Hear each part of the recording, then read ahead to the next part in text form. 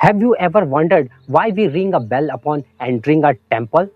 Most people think it's just a tradition, but there is a deep scientific reason behind it.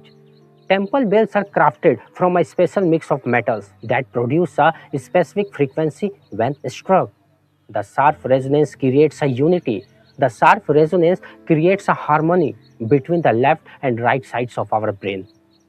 The echo lasts for at least 7 seconds, touching all the 7 centers of our body and instantly making our brain calm and focused.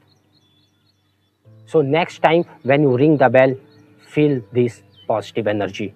If you found this video knowledgeable, if you found this video interesting, subscribe to the channel, share this video and subscribe to the channel.